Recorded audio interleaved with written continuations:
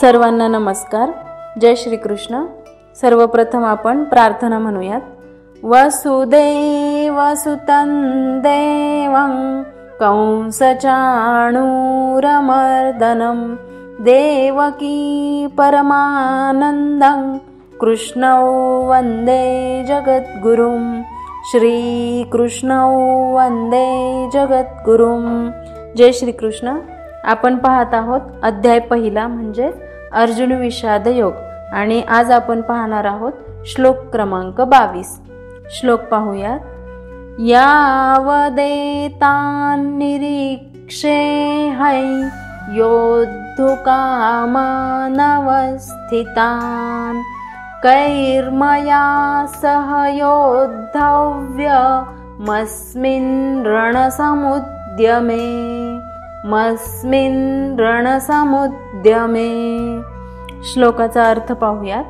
यावत म्हणजे जोपर्यंत, एतान म्हणजे हे सर्व, निरीक्षे म्हणजे पाहू शकेन, अहम म्हणजे मी, योद्ध कामान म्हणजे युद्ध करण्याच्या इच्छेने प्रेरित झालेल्या, अवस्थितान म्हणजे युद्धभूमीवर रचिलेल्या, कै म्हणजे कोणाबरोबर, मया म्हणजे मला, सह म्हणजे बरोबर, योद्धव्यम म्हणजे युद्ध करायचे आहे, अस्मिन म्हणजे या, रण म्हणजे संघर्ष किंवा युद्ध, समुद्यमे म्हणजे प्रयत्नात किंवा खटपटीत. आणि श्लोकाचा संपूर्ण अर्थ असा आहे. मी रणभूमीवर युद्धाच्या इच्छेने सज्ज झालेल्या या शत्रुपक्षाकडील योद्ध्यांना जोवर नीट पाहून घेईल की मला या युद्धात कोणाकोणाशी लढणे योग्य आहे, तोवर रथ उभा करा. अर्जुन एक श्रेष्ठ योद्धा असल्यामुळे त्याला युद्ध सुरू होण्यापूर्वी स्वतःच्या योग्यतेचे शत्रुपक्षातील वीर पाहायचे आहेत. त्यामुळे तो श्रीकृष्णांना रथ दोन्ही सैन्यांच्या मध्यभागी उभा करायला सांगत आहे. त्या काळी युद्धाचे काही नियम होते, जसे की सूर्यास्तानंतर युद्धविराम होत असे, रथीने महारथीशी युद्ध करावे असा प्रघात होता, योद्धा आपल्याशी तुल्यबळ असायला हवा हे मुख्य होते.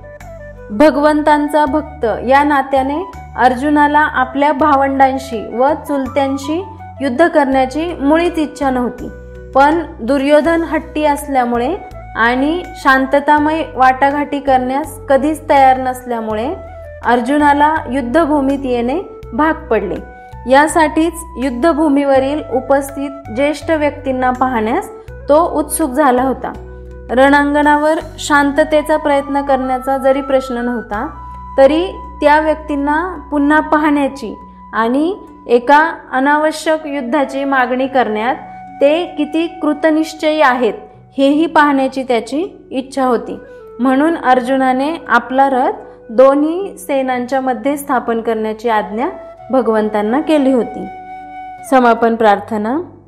योगेशं सच्चिदानन्दौ वासुदेवौ व्रजप्रियं धर्मसंस्थापकं वीरं कृष्णौ वन्दे जगद्गुरुं.